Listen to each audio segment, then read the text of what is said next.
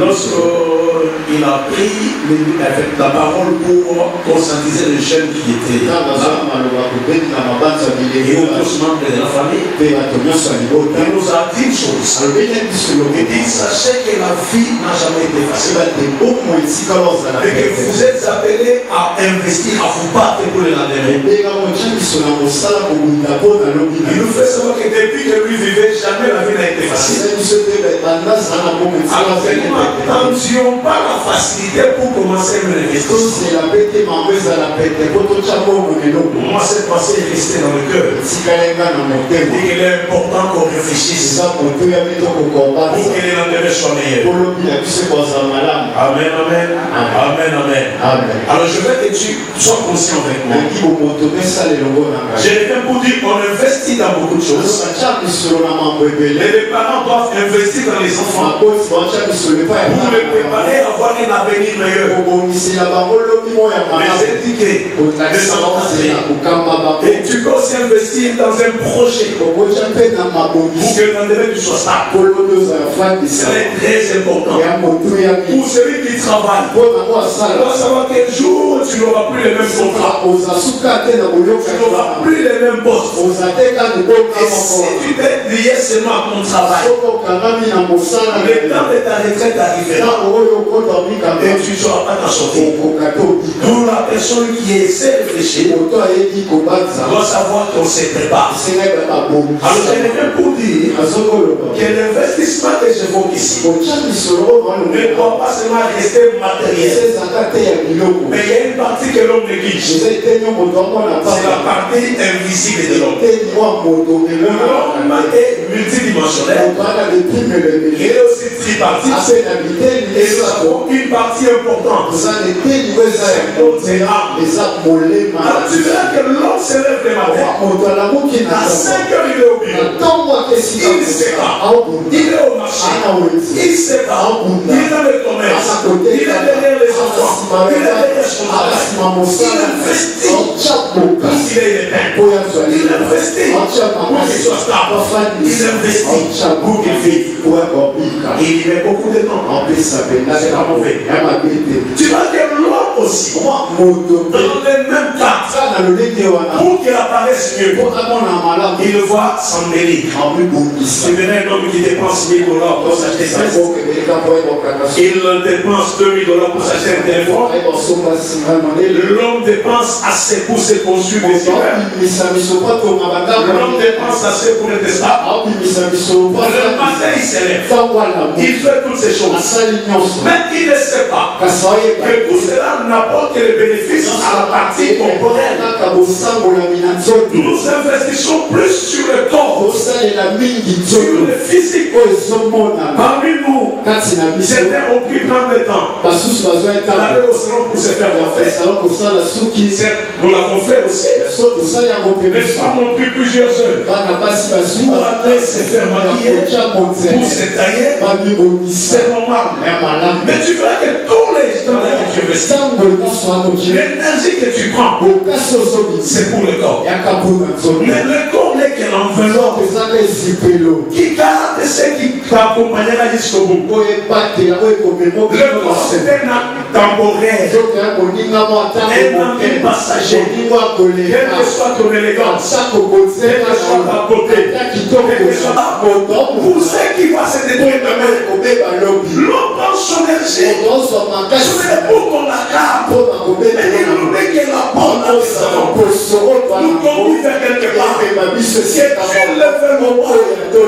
tu lèves le bas, tu investis pour ta stabilité, mais tu dois savoir que ça c'est temporaire. Il y a un moment où c'est comme de la charge. Même si tu es fort, même si tu es puissant, je connais une personne qui avait un médecin dans sa passée, qui avait toutes sortes d'instruments chez lui. Ça, c'est ça qui dit ça. À ma campagne. Lui ne pouvait pas avoir de problème. Un médecin permanent. Et quand il quitte l'autre, il les remplace. C'était des spécialistes. Et l'homme était très outillé. Mais un jour, en dépit du fait qu'il y avait des médecins, qu'il y avait de l'argent, on a tout fait. On n'a pas su les réanimer. Il est parti. Alléluia. Quelque chose, c'est que nous faisons sur terre. Nous devons savoir que nous investissons pour ce qui passe. Mais nous devons aussi avoir une attention particulière sur ce qui est notre corps et notre âme. Notre âme est très utile. Et l'âme a besoin d'être nourrie. Et ce qui nourrit l'âme, c'est la parole de Dieu. Nous devons apprendre aussi à entretenir notre âme. À entretenir notre homme intérieur. Parce que le jour où ton corps ne sera plus capable de te transporter, ton âme t'accompagnera. Le jour où ton corps restera, se détruira, ton âme t'accompagnera. Maintenant, tu es trop investi dans le corps. As-tu déjà réfléchi sur l'après cela? Au-delà du corps, au-delà de cette chaîne, au-delà de cette gloire, au-delà de ce que nous sommes, as-tu déjà réfléchi sur cela? Est-ce que prends-tu le temps, chaque fois que tu es au deuil, chaque fois qu'on t'appelle, de réfléchir pour savoir que le lendemain va être mon tour. Demain, je vais suivre. Tu peux le vouloir ou pas. Tu partiras. Je partirai. Tout le monde partira. Mais le temps est pour nous là. De réfléchir, de nous préparer, de préparer notre lendemain en donnant nos vies à Jésus, en investissant pour le royaume, en prenant notre temps pour le Seigneur. Tu veux chercher du pain, ce n'est pas une mauvaise chose. Mais tu dois savoir, le pain seulement est limité par rapport à l'extérieur. J'ai vu quelqu'un lors d'un mariage, on donne l'enveloppe. L'emballage était tellement merveilleux. Et l'homme a protégé l'emballage. Mais malheureusement, lorsqu'on protège l'emballage, et l'homme arrive dans sa chambre pour dépoter, savoir ce qu'il y avait. Ce qu'il a trouvé dedans, c'était qu'un paquet de biscuits. Quelle déception!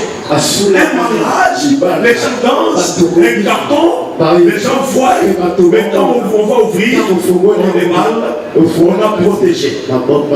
Alors qu'il y avait des enveloppes qui étaient faibles, des enveloppes qui n'étaient pas aussi assez volumineuses. Mais lorsqu'on a ouvert ces enveloppes, il y avait seulement aussi des papiers.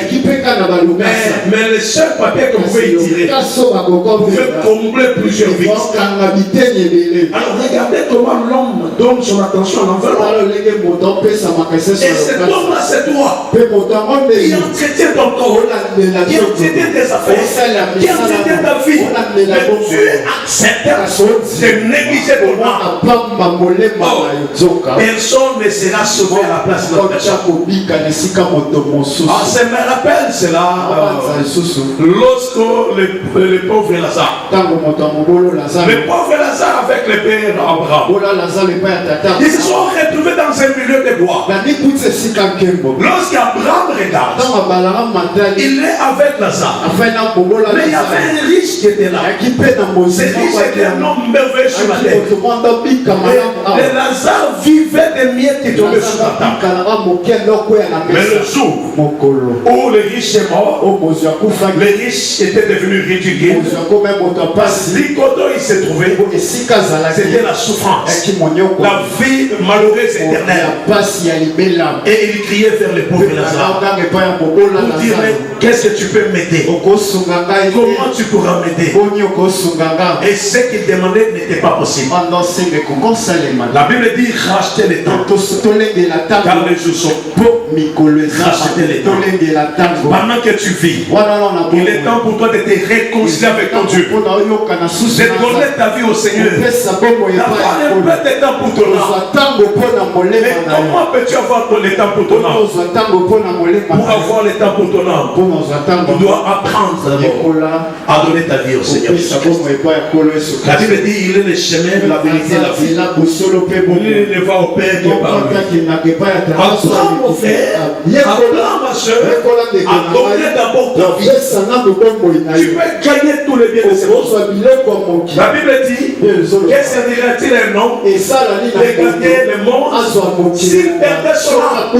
L'âme a une valeur, l'âme a un prix, et tu dois travailler pour ça. Tu dois t'investir pour sauver la personne invisible de ton être qui est ton âme. Mais pour ça, comme ta vie est Jésus, ne te trompe pas, ne t'emballe pas. Tout le bonheur que tu vois passera. Mais tu dois donner ton âme. Tu dois donner ta vie à Jésus. Tu dois accepter Jésus-Christ. Il nous a prouvé cela. Il avait quitté les siens. Il est venu sur terre. Il est mort à la croix. Il s'est donné pour moi. Pour que toi, tu acceptes et que tu deviennes un enfant de Dieu. Ce matin, je te demande une chose. Accepte seulement de donner ta vie à Jésus. Accepte de dire Seigneur, je demande à toi. De lire la Bible, ce n'est pas le fait d'avoir donné son cœur à Jésus. Prêcher ici, ce n'est pas le fait d'avoir donné la vie à Jésus. Il y a plusieurs personnes qui peuvent faire semblant de la sainteté, de la sanctification, mais qui ne le sont pas. Faire semblant de la piété. Donc, il faut faire attention. Ne nous trompons pas. Dieu sonde le cœur et les mains. Travaille pour ton âme. Jésus a donné sa vie pour toi. Parce qu'il connaît ta valeur. Il a payé les prix pour que toi, c'est moi, nous l'acceptons. Et toi, accepte-moi Jésus-Christ comme Seigneur et Sauveur. Cela suffit. Et comme tu le fais, ne t'attache pas au matériel. Tout le reste s'étera donné par-dessus tout.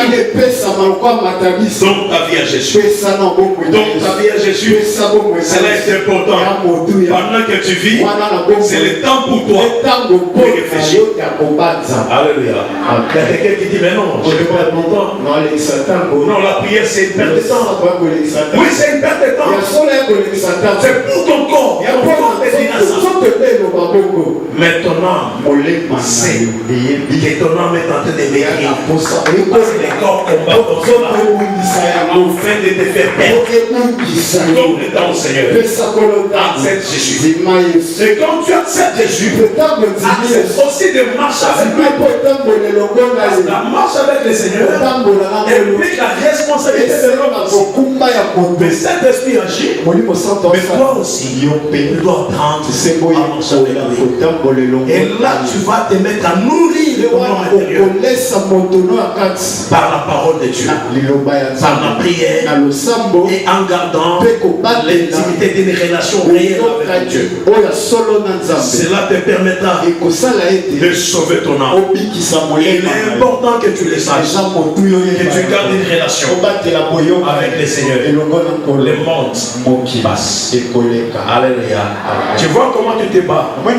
Il y a des gens qui battent dans des loges, ils font un sacrifice, ils sortent avec des malles d'argent. Mais toi tu ne le fais pas. Toi tu es un enfant de Dieu, mais tu ne veux pas lui donner le temps. Non. Je t'interpelle ce matin que tu saches que le Seigneur a besoin de toi. Que servira-t-il un homme de Dieu? Le Seigneur a besoin de ton âme. Il dit donne-moi seulement le cœur, donne-moi seulement ta vie, et le reste si je m'en chargerai. Donne-lui le temps. Il faut que Dieu soit le premier dans ta vie. Donne à Dieu la première place. Ne néglige pas les autres choses. Mais d'abord Dieu. Et ensuite, occupe-toi des autres tâches. Que Dieu vienne en premier. Et quand tu le feras, tu me donneras raison. Et ça va venir. Là où tu échoues, tu n'échoueras pas autre. Ça peut être dur. Mais toi, tu seras toujours venu au parce que tu as donné ta vie au Seigneur. Alléluia. Et investissez pour le royaume. Donnez votre vie pour le royaume. Battez-vous pour le royaume. Sacrifiez-vous pour le royaume. Donnez vos vies au Seigneur. Ne négociez jamais la foi. Ne négociez jamais quelles que soient les conditions. Ne négociez jamais votre crédibilité dans le Seigneur. Gardez votre éducation. Donnez vos vies au Seigneur. Si c'est maintenant le son réuni, c'est pour que je parle à une âme. Je ne suis pas là pour te dire autre chose. Je veux seulement que toi tu me donnes la vision. Et toi c'est la chose. Et tu apprennes à les servir en posant les bons actes. Amen, amen. Quand les temps sonnera, tu seras seul. Personne ne viendra pour ce moment. Tu te trouveras devant les seigneurs. Tes œuvres te suivront. Sur la terre, tu avais appris à servir les seigneurs, à lui donner ta vie, à investir pour le royaume et à travailler pour le royaume, à travailler pour les saluts de ton âme. Que Dieu vous bénisse.